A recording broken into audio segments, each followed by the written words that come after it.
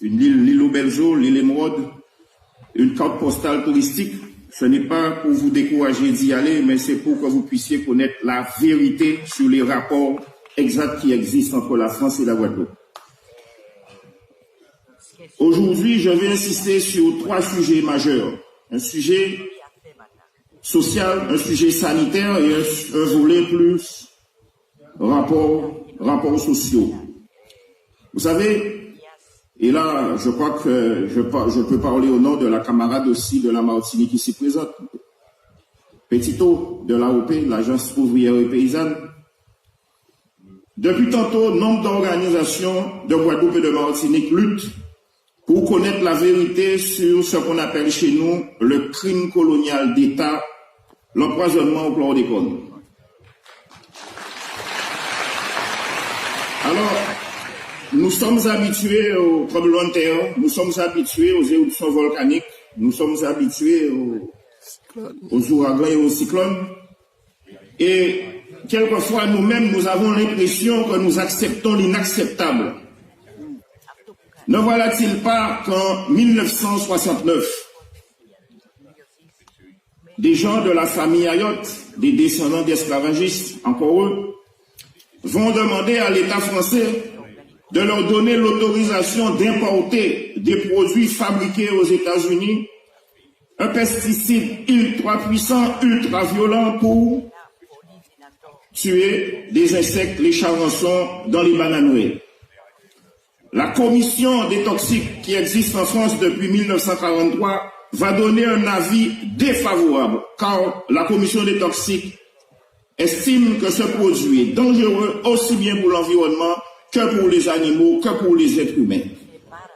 Et ne voilà-t-il pas qu'en 1972, le ministre de l'Agriculture de l'époque, le dénommé Jacques Chirac, va accorder une autorisation illégale pour l'importation et la mise en circulation sur le marché de ce produit en Guadeloupe et en Martinique.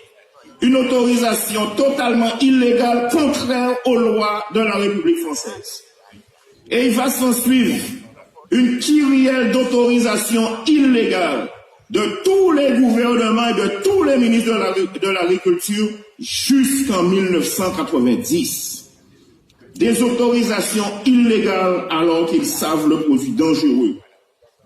Et ils savent que le produit est dangereux d'autant plus qu'aux États-Unis, l'usine qui fabrique ce produit va être victime d'une explosion et les Américains vont décider non seulement de ne plus utiliser le produit, mais d'interdire la fabrication sur le territoire américain. Et que font les importateurs béquets? Eh bien, ils vont racheter le brevet des Américains.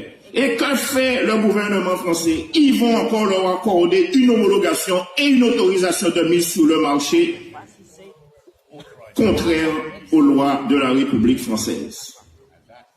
Et ce n'est qu'en 1990, lorsque la commission des toxiques va faire son inventaire pour voir mais quels sont les produits qui circulent sur le territoire français, mais ils vont dire mais on n'a jamais donné d'autorisation à ce produit. Et ils vont interdire ce produit en Guadeloupe et en Martinique à partir de 1990. Et pourtant, le gouvernement français va encore accorder une dérogation pendant 3 ans pour permettre aux importateurs et donc toujours eux-mêmes de liquider leur stock.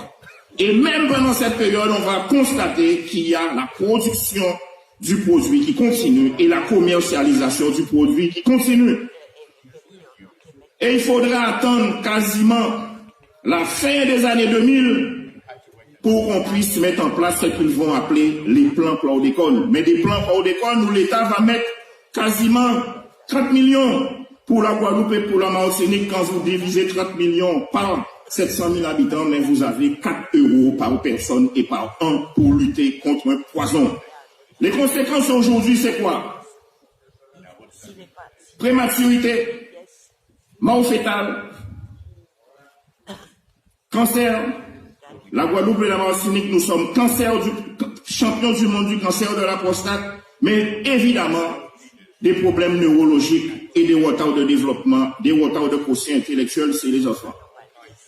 Et donc, Nous vivons avec ça, mais nous-mêmes n'avons toujours pas pris la gravité de la situation. L'an dernier, en 2018, il y a un rapport qui a été publié à la demande du ministère de la Santé qui révèle que 92% et 95% des Guadeloupéens, des Martiniquais, 92%, 95% des Guadeloupéens, nous sommes contaminés au chlordécone. Nous sommes tous contaminés au chlordécone, nos enfants sont contaminés au chlordécone et les enfants à naître sont contaminés au chlordécone.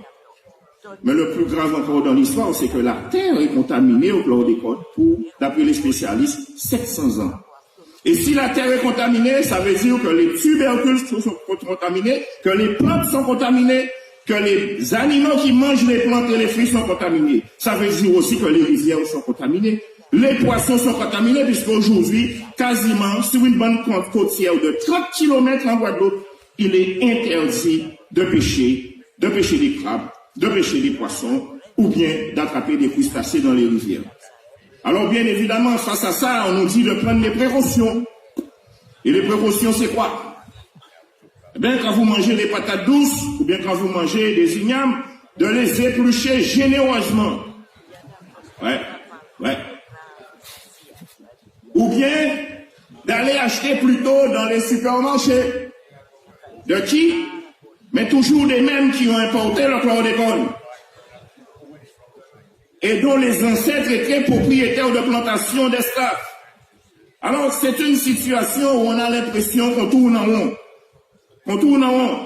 Et d'ailleurs, et donc c'est pour ça que ce combat-là, avec les camarades martiniquais, avec d'autres, c'est un combat qu'il nous faut gagner. C'est un combat qu'il nous faut gagner car depuis toujours, nous sommes victimes des crimes coloniaux. Et la caractéristique principale du crime colonial, c'est que c'est toujours la victime qui est coupable. C'est toujours la victime qui est coupable. En 1802, nous sommes français. Et pourtant, Napoléon, premier consul de la République, mais il va rétablir l'esclavage. Du jour au lendemain, vous n'êtes plus français, vous êtes esclave. C'est le premier cas de déchéance de nationalité. Ça existait avant Valls, ça existait la déchéance. Nous on connaît ce que c'est que la déchéance, ou est-ce que ça, jusqu'où ça peut aller. Et donc, quand on nous dit aujourd'hui qu'il y a une commission d'enquête parlementaire et qui va dire que l'État est responsable, mais nous sommes plus que prudents. Nous sommes méfiants. Mais plus que méfiants, nous n'y croyons pas. Parce qu'en 1848, lorsque la République abolit l'esclavage, et que la République dit que l'esclavage est une abomination, que c'est une atteinte à la dignité humaine, mais dans le même texte qui dit ça, 5 minutes plus tard, la République dit qu'elle va indemniser les propriétaires d'esclaves.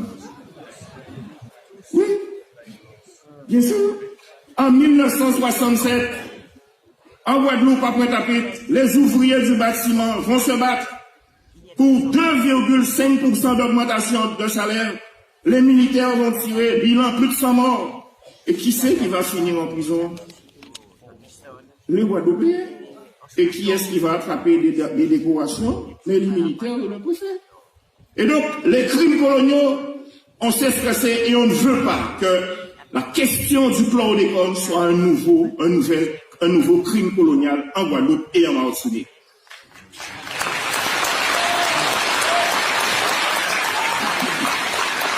Alors, nous estimons aujourd'hui qu'il y a faute de l'État et responsabilité de l'État à 3 niveaux. Premièrement, des décisions illégales par rapport au droit français de 1972, mais également le fait de n'avoir pas pris les mesures d'accompagnement ni les mesures de précaution qui s'imposaient dès lors qu'on connaît la gravité de la situation.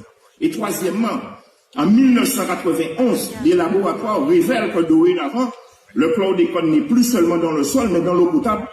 Et jusqu'en 1998, aucune interdiction de boire l'eau potable. Donc pendant 10 ans, nous allons boire de l'eau potable contaminée au chlordécone. alors que les préfets étaient au courant, les directions d'ARS, de l'Agence régionale de la santé étaient au courant, et on leur a demandé de se taire. Et ils se sont tus.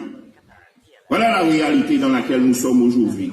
Alors, pour finir sur ce chapitre, vous savez, en Guadeloupe, quand vous buvez l'eau du robinet, vous ne savez jamais ce que vous buvez. Car on a même inventé des normes maximales de chlordécone à boire. Hein?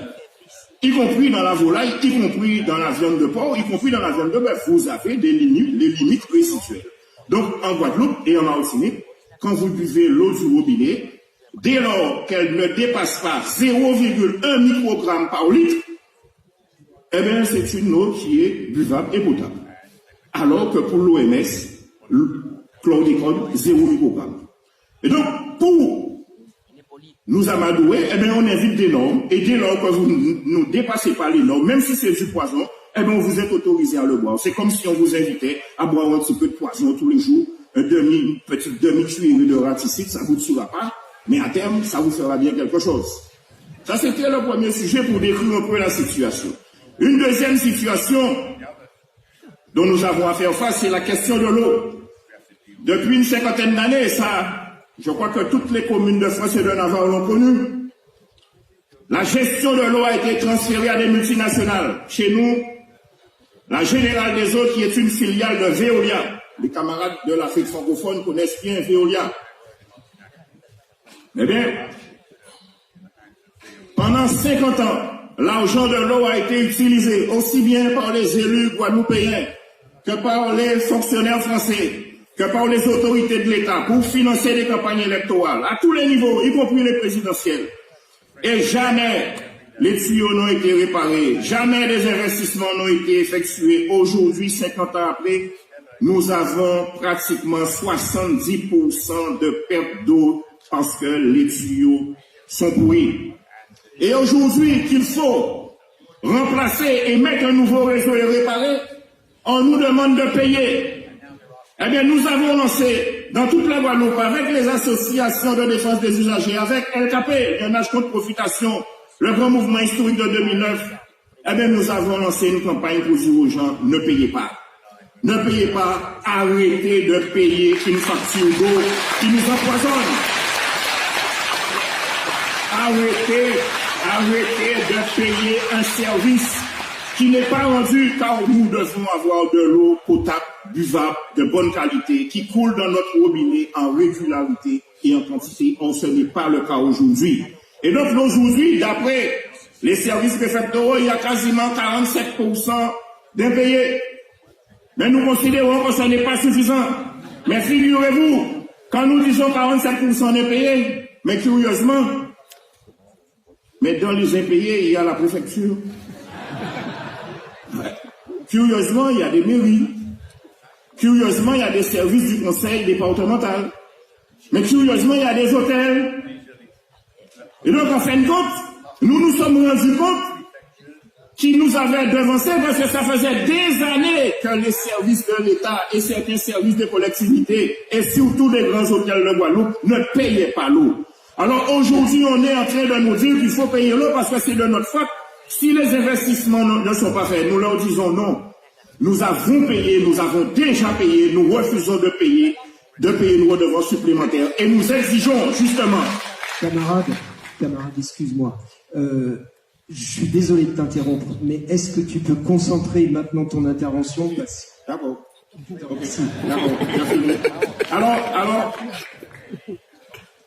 Oui, il a dit oui. Bien. Alors, tout ça pour dire aux camarades qu'il faut lutter, qu'il nous faut lutter. Alors, pour finir, nous adressons notre solidarité et notre entier soutien à tous les camarades qui luttent, quel que soit le pays. Nous adressons notre solidarité, notre soutien aux camarades français, aux organisations qui luttent, et les invitons à inscrire leur lutte dans la durée pour gagner. Nous apportons notre soutien à tous les camarades de tous les pays qui luttent, et singulièrement aux camarades d'Haïti, aux camarades du Venezuela, aux camarades de la Palestine, aux camarades du Bénin, de la Mauritanie et à tous les autres, car c'est la lutte qui va nous faire triompher. C'est la lutte qui va nous faire triompher. Et encore une fois, merci pour cette